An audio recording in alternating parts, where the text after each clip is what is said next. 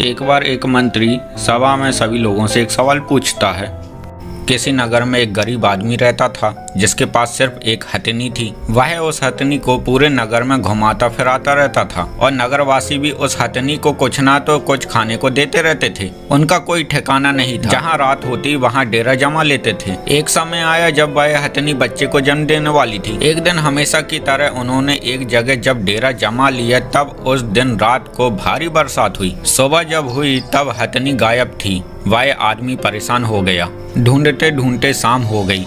फिर उसने देखा कि उसकी हथनी सीमा पार करके पड़ोसी राज्य में पहुंच गई है और उसने एक बच्चे को जन्म भी दे दिया है। जब वह आदमी उस हथनी और बच्चे को लेने जाता है तब वहां के लोग उस बच्चे पर अपना हक जमाने लगते हैं और कहते हैं तुम भले ही इस हथनी को ले जाओ लेकिन यह बच्चा हमारे राज्य में पैदा हुआ है इसलिए यह हमारा हुआ। उस आदमी के राज्य के लोग भी वहाँ पहुँच जाते हैं। वे भी यही कहते हैं कि यह बच्चा हमारे राज्य में ही रहेगा। तो बताइए आप लोग वह बच्चा किसका होगा? जिस आदमी ने उस हथनी को पाला है वह बच्चा भी उस आदमी का होगा। लेकिन हथनी का बच्चा उस राज्य में पैदा हुआ इसलिए राज्य के लोगों का ज्यादा हक होगा। बीरबल अब तुम बताओ उस हथनी के बच्चे पर हक सबसे ज्यादा किसका होगा? हुजूर वह बच्चा ना उस आदमी का होगा और ना ही पड़ोसी राज्य का। किसी भी बच्चे पर हक सबसे पहले उसकी माँ का होता है इसलिए सबसे ज्यादा हक केवल हथनी का होगा और हथनी उस बच्चे को लेकर उस आदमी के साथ चली जाएगी। एक बार शहंशाह अकबर के महल में द्वारपाल का पद खाली था जिसके लिए आसपास के नगर के बहुत से लोग आते हैं जिसमें उनकी ताकत और बुद्धि को परखा जाता है।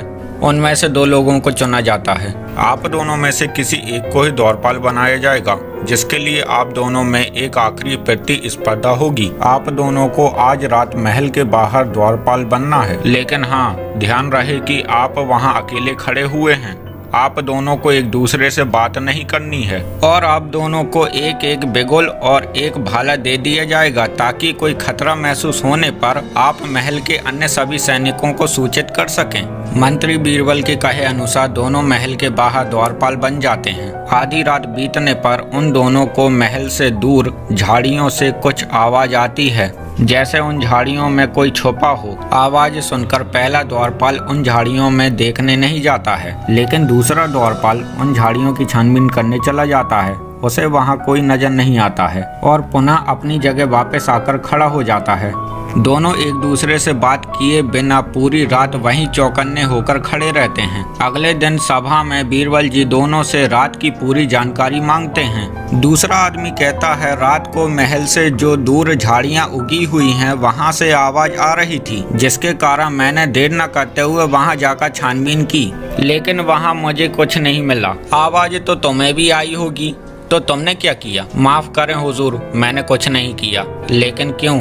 क्योंकि द्वारपाल का काम ही होता है कि वह अपनी जगह से कहीं न जाए और हर आने जाने वाले की खबर रखे। यदि मुझे खतरा महसूस होता तो मैं बिगुल बजा देता। सही कहा, द्वारपाल का यही काम है इसलिए महल का द्वारपाल अब से तुम्हें बनाया जाता है। Thanks for watching Rap-On Tales. Subscribe and hit the bell for more fun adventures.